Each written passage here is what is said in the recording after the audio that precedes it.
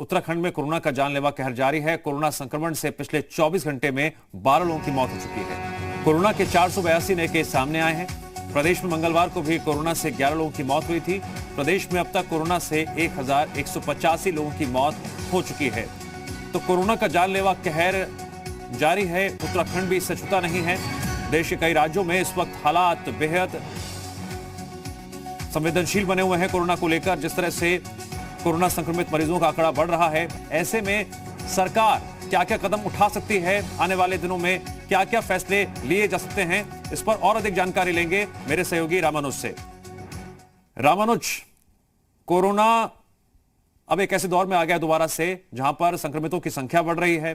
कल 11 लोगों की मौत भी हुई। अब बड़ी चुनौती प्रदेश सरकार के सामने है। आपके पास क्या जानकारी है इससे जुड़ी हुई कि प्रदेश सरकार आने वाले दिनों में कोई ठोस फैसला या सख्त कदम उठाए जा सकते हैं या किसी तरह के और भी फैसले ले जाने की बात निकलकर सामने आ रही हो?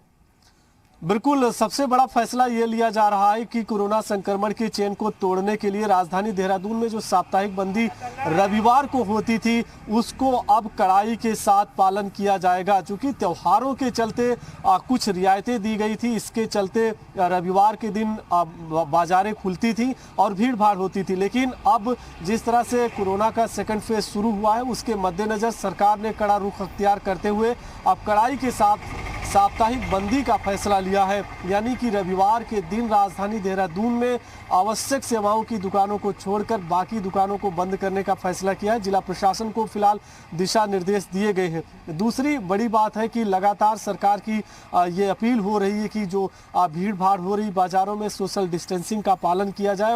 और ख़ास बात है कि दिन में 2 बजे तक बाजार में जिस तरह से भीड़ होती है, सरकार ने दिशा निर्देश दिया है, अपील भी की है कि लोग अगर बाजार निकलते हैं तो पूरी तरह से वो सोशल डिस्टेंसिंग का भी पालन करें, मास्क का इस्तेमाल करें। और इस तरह से लगातार कोशिश की जा रही है। और तीसरा महत्वपूर्ण बात यह है कि सरकार ने अब जो कोविड के टेस्ट हैं उसको भी बढ़ाने के निर्देश दिए हैं। लगातार अगर आप देखेंगे पिछले 15 से 20 दिनों में जो आंकड़ा था 8 से 10 हज़ार कोविड के टेस्ट रोजाना हो रहे हैं, जबकि कुछ पेंडिंग केस भी हैं। और किस तरह से इस पर कंट्रोल किया जा सकता है, उत्तर प्रदेश उत्तराखंड के बॉर्डर पर भी जो दूसरे राज्यों से सैलानी या पर्यटक या दूसरे लोग आ रहे हैं, उनके भी कोविड के टेस्ट कराए जा रहे हैं। तो इस तरह से कई एहतियात के तौर पर कदम उठाए गए हैं ताकि कोरोना की चेन को भी तोड़ा जा सके और जिस तरह से सेकंड फेज आई है उसको भी रोका जाए।